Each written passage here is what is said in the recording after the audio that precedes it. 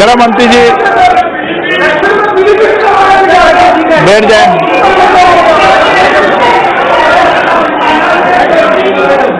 मान्यवर, उन्होंने कहा कि ये 3 देशों को ही क्यों ले रहे, चीन को क्यों नहीं ले रहे, नेपाल को क्यों नहीं रहे, आप लंका को क्यों नहीं ले रहे, म्यांमार को क्यों नहीं ले रहे।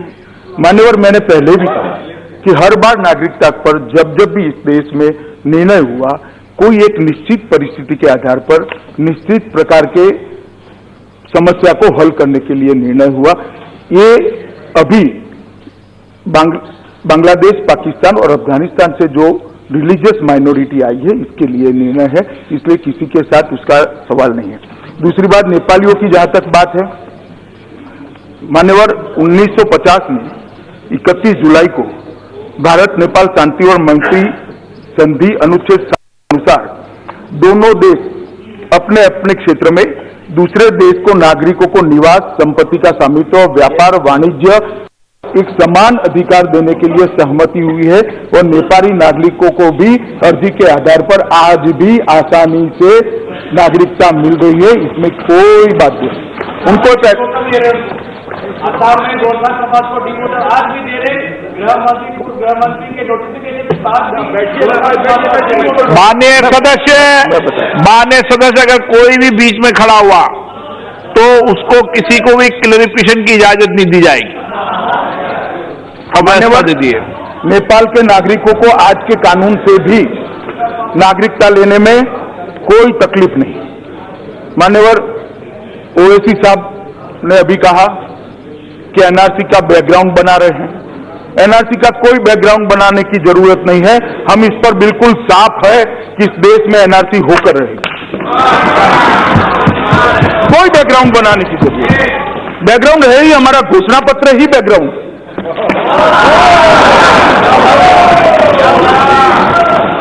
मान्यवर, उन्होंने कहा मुसलमानों से नफरत क्यों है। हमें कोई नफरत नहीं है। मैं आपको कहता हूं जनाब, आप नफरत खड़ी मत करना, मेहरबानी कर दीजिए। हमें कोई नफरत नहीं। और मैं फिर से स्पष्ट करना चाहता हूं बार बार, क्योंकि एक सदस्य बोला है मुसलमानों के साथ अन्याय है। इस देश के किसी मुसलमान का इस बिल से कोई वास्ता नहीं, कोई वास्ता नहीं। ये बिल जो है वहां से आने वाले हिंदू, सिख, बौद्ध, पारसी, जैन और क्रिश्चियन शरणार्थियों को नागरिकता देने, इसमें भारत में रहते हुए भारत के नागरिक मुसलमानों से कोई लेना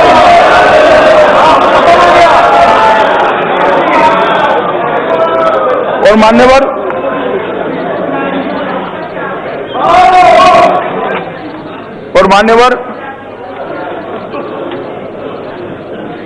गोगाई जी ने कहा,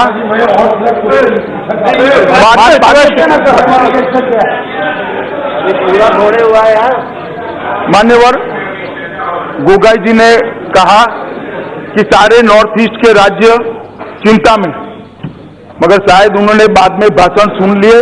सारे के सारे नॉर्थ ईस्ट के राज्यों ने इस बिल का समर्थन किया है और समर्थन में वोट करने के लिए भाषण किया। सिक्किम के एमपी खड़े होकर उन्होंने कहा, मैंने उनको व्यक्तिगत भी बुलाकर कहा और मैं अभी भी उनको कहता हूं कि आपके कोई कानून में इससे दखल नहीं होती है।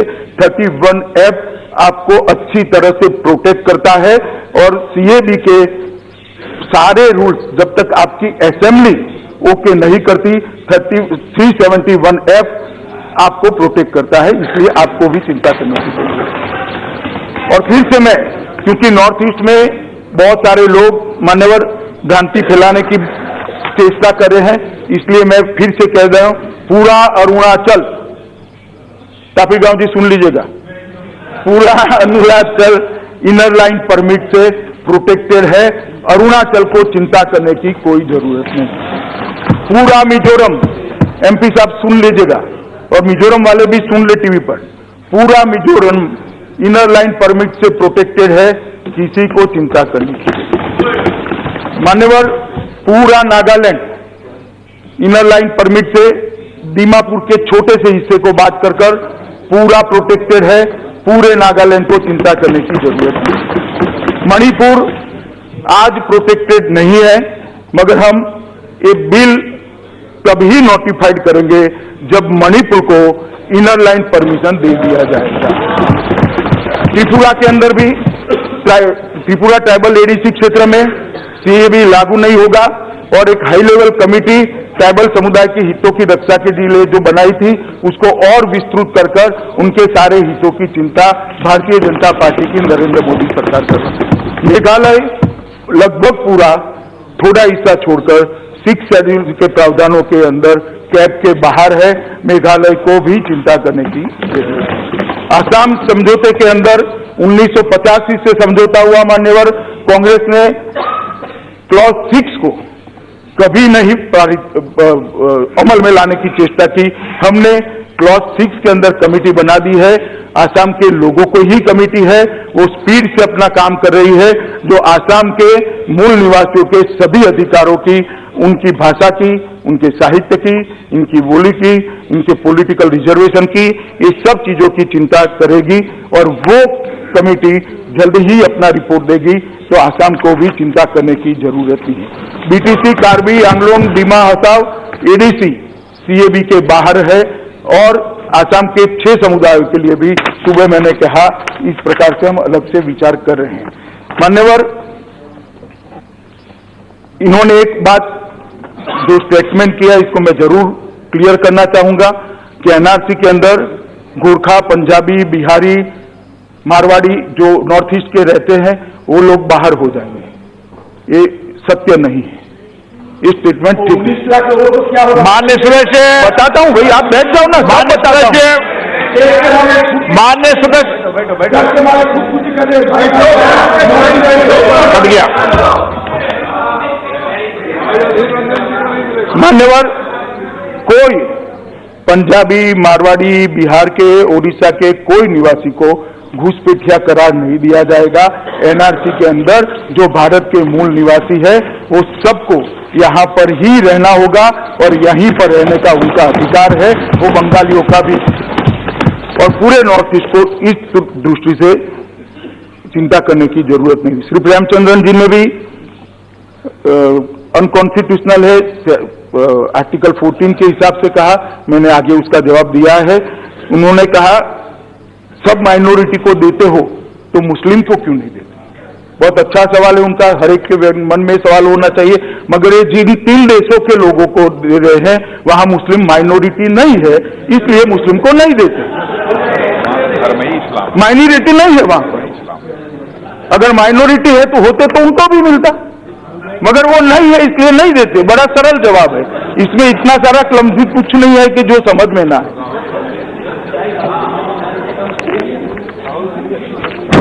शशि थरूर जी ने कहा कि धर्म के आधार पर नागरिकता नहीं देनी चाहिए। शशि थरूर जी, कांग्रेस के शासन में जितनी बार भी आजादी के बाद सारे शरणार्थियों को नागरिकता दिया वो धर्म के आधार पर ही दिया था। मेरी बात सुन लीजिए, क्योंकि विभाजन ही धर्म के आधार पर हुआ। तो सारे जो शरणार्थी आए थे वो हिंदू, ज्यादातर हिंदू और सिख थे, बहुत जैन, पारसी भी थे, थोड़े बहुत क्रिश्चियन भी थे। तो सबको पहली बार, सबसे पहले अगर किसी ने नागरिकता देने का काम किया तो श्री जवाहरलाल नेहरू के नेतृत्व में आपकी सरकार, और देश का विभाजन भी धर्म के आधार पर हुआ था। और मैं आज भी कहना चाहता हूं, नेहरू लियाकत समझौता अगर स्पिरिट के साथ लागू होता, वहां से अफगानिस्तान के, पाकिस्तान के सिखों के धर्म की परिवारों की सुरक्षा होती, हिंदुओं की होती, बौद्धों की होती, क्रिश्चियनों की होती, पारसियों की होती, बांग्लादेश के भी होती, तो आज उनको यहां न आना पड़ता। परंतु नेहरू लियाकत समझौता 1950 में जो हुआ वो काल्पनिक समझौता था, वो फेल हो गया, समय की वास्तविकता पर वो खरा नहीं उतरा और इसके कारण आज नरेंद्र मोदी जी ने ये बिल को लेकर इस सदन के सामने आना। मान्यवर, उन्होंने थोड़ा टॉन्ट में कहा कि पीएम कहते हैं कि सरकार का धर्म संविधान है। मैं पूरी गंभीरता के साथ और सदन के अंदर बहुत गंभीरता और विश्वास के साथ देश की जनता को विश्वास दिलाना चाहता हूं कि जब तक नरेंद्र मोदी जी प्रधानमंत्री है, इस सरकार का धर्म और कोई नहीं है। भारत का संविधान ही हमारा धर्म है और भारत के संविधान के आधार पर आगे बढ़े। मान्यवर, एक विषय चला कि अभी भी मैं इस बात को थोड़ा एलोबेट इसलिए कहना चाहता हूं कि पूरे दिन इस प्रकार से चित्रण किया गया कि हम मुसलमानों के साथ अन्याय कर रहे हैं। मैं फिर से क्लियर करना चाहता हूं कि ये बिल का इस देश में रहने वाले, इस देश के नागरिक मुसलमानों से कोई स्नान सूतक का संबंध नहीं है, उनके साथ कोई अन्याय का सवाल नहीं है। परंतु क्यों ये बिल लेकर आना पड़ा, तो मान्यवर मैं आपको बताना चाहता हूं। मैंने जैसे बताया कि जिस प्रकार से लियाकत नेहरू समझौता विफल हुआ, उसके बाद पाकिस्तान के अंदर क्या हुआ। मान्यवर 2014 की एक रिपोर्ट बताती है कि 1000 लड़कियों को जबरन धर्म परिवर्तन किया गया। बादल साहब ने बताया पवित्र नानकाना साहिब के ग्रंथी की पुत्री जगजीत कौर को जबरन धर्म परिवर्तन किया गया। हो हल्ला हुआ पूरे दुनिया के अंदर, सिखों ने लड़ाई लड़ी, भारत के लोगों ने लड़ाई लड़ी और बाद में वापिस लाया गया। UNHRC के रिपोर्ट के हिसाब से अब सिर्फ 20 ही धार्मिक स्थान अन्य धर्मों के पाकिस्तान के अंदर बचे। मान्यवर, ये क्या बताता है? ये क्या बताता है? और जब इतनी प्रताड़ना हो, इतने अत्याचार हो, वहां से कोई शरण में आया, हम उसको शरण न दें क्योंकि वो हिंदू है, क्योंकि वो सिख है। आपसे पहले से ये किया जाता। मान्य सदस्य बैठ जाओ भाई, बैठ जाओ।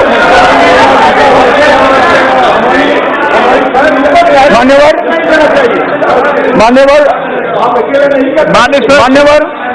मैंने पहले भी बताया, फिर से मैं रिपीट करूंगा। 1947 में 23% आबादी, सिर्फ 3.7% रह गई और बर्बरता, उत्पीड़न और संस्थागत अत्याचार, मैं सोच समझकर शब्द का प्रयोग कर रहा हूं, संस्थागत अत्याचार से भागे सिखों, हिंदुओं तथा ईसाइयों ने भारत में शरण ली है। उन लोगों को नागरिकता लेने के लिए हम यहां पर आए। मान्यवर, इसी प्रकार से बांग्लादेश बनने के बाद एक शांति और मैत्री की ढाका में संधि हुई 1972 में। भारत की प्रधानमंत्री श्रीमती इंदिरा गांधी और बांग्लादेश के प्रधानमंत्री शेख मुजीबुर रहमान द्वारा हस्ताक्षरित हुई। जब तक शेख साहब का देह रहा, वो जिंदा रहे, संधि का बहुत अच्छे से पालन हुआ। मैं आज इस संसद के अंदर शेख मुजीबुर रहमान के प्रति कृतज्ञता व्यक्त करना चाहता हूं कि उनके रहते किसी भी धार्मिक लघुमती के साथ, अल्पसंख्यक के साथ अत्याचार नहीं हुआ। और अभी अभी जो शासन आया है उसने भी बहुत अच्छा किया है। मैंने बहुत कम हुई है सर, मैं इसको भी मान्य सर, प्रॉब्लम क्या है आपके? मान्य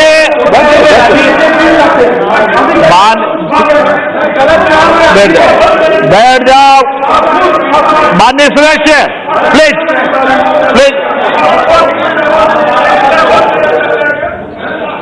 नाम गलत है मान्यवर, इनका नाम ही अधीर रंजन है, इसलिए मुझे कोई आपत्ति नहीं। देता हूं आपका जवाब हम देंगे ना मान्य सदस्य, बेटे से ही मान्य नहीं आप खड़े। मान्यवर, 1975 में बंगबंधु शेख मुजीबुर रहमान की हत्या के बाद वहां पर जो अत्याचार का दौर चालू हुआ, इसने वहां की धार्मिक लघुमतियों की रीढ़ की हड्डी तोड़ दी, इनकी हिम्मत तोड़ दी। अधिकतर घटनाएं ऐसी हुई जैसे भोला में एक सुनियोजित हमले में अल्पसंख्यक समुदाय की 200 महिलाओं के साथ सामूहिक बलात्कार किया गया। क्या हुआ ये बताता हूं, सुनिए तिरंजन जी, आज सुनिए ना, मैं बताता हूं, सुनिए।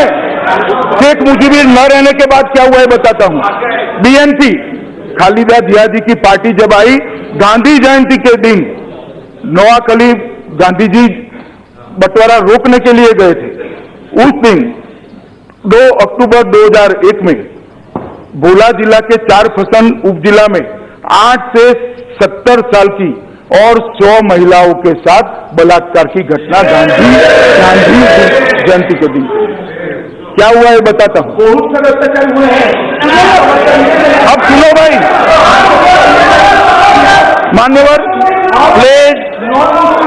प्लीज मानिए, प्लीज मानिए, आप नेता सदन है, इस तरीके निकले।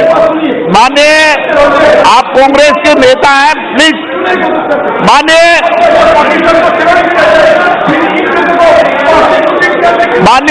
प्लीज मानिए, प्लीज।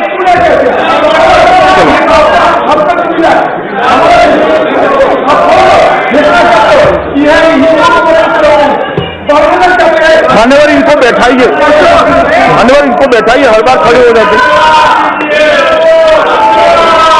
लालमोहन उप जिला में 1000 परिवारों पर मान्यवर हमला किया। 1000 अल्पसंख्यक परिवारों को हमला किया। कबीले धाम में अक्टूबर 1990 में 300 घरों में आग लगा दी। 1991 में जो बांग्लादेश के अंदर हिंदुओं का प्रतिशत 21 था, अब 7% से कम रह गया मान्यवर।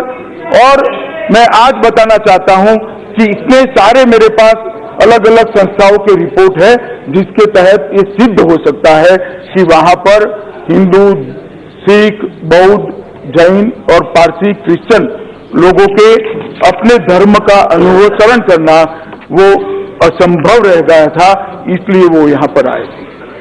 मान्यवर ढेर सारे मंदिर तोड़ दिए गए, ढेर सारे मंदिर तोड़े गए और ढेर सारी जगह पे हुआ। अफगानिस्तान के अंदर भी 1992 के पहले 2 लाख सिख और हिंदू थे, ज्यादातर सिख थे, लेकिन 2018 तक अब 500 बच गए थे, सिर्फ 500।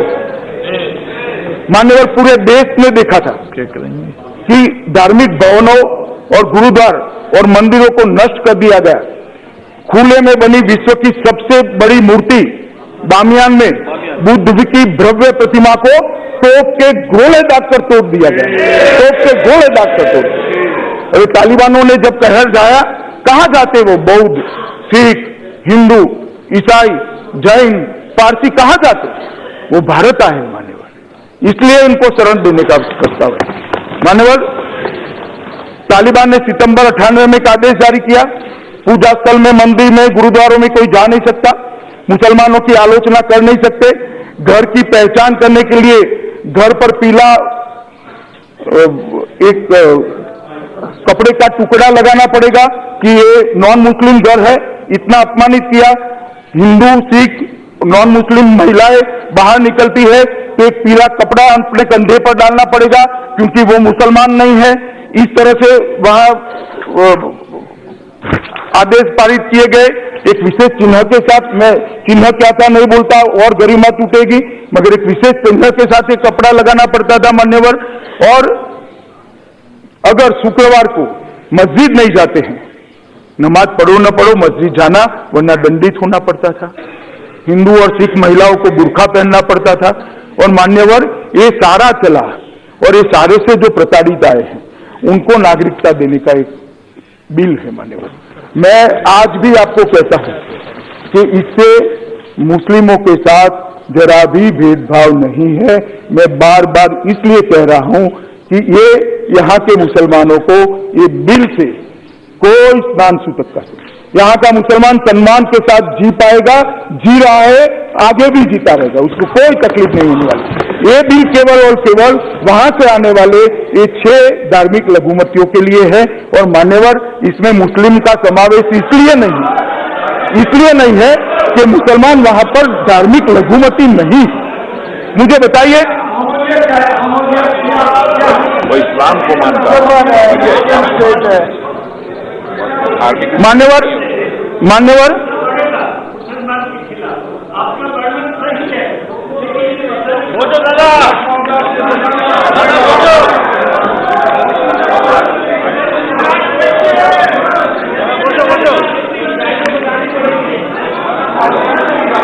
दादा, मान्यवर मैं अंत में फिर से एक बार एक सदन के माध्यम से पूरे देश के सामने स्पष्ट करना चाहता हूं कि शरणार्थी और घुसपैठिए के बीच में मौलिक अंतर है। जो धार्मिक प्रताड़ना के आधार पर अपने घर की स्त्रियों की इज्जत बचाने के लिए, स्वधर्म में जीने के लिए, अपने धर्म को बचाने के लिए यहाँ आता है, वो शरणार्थी है। और वो जो विदाउट परमिशन घुस कर आता है वो घुसपैठिया है। दोनों के बीच में बहुत बड़ा अंतर है और ये बिल शरणार्थियों के लिए है, ये बिल धार्मिक लघुमतियों के लिए है। मैं आज जिन सारे लोगों ने भाषण किया है वो सब लोगों को मन से अपील करता हूं, मत बैंक की लालच के कारण आंख अंधी और कान बहरे हुए हैं तो खोल लीजिए, खोल लीजिए। लाखों करोड़ों लोगों को अन्याय हुआ है, लाखों करोड़ों लोगों को अन्याय हुआ है।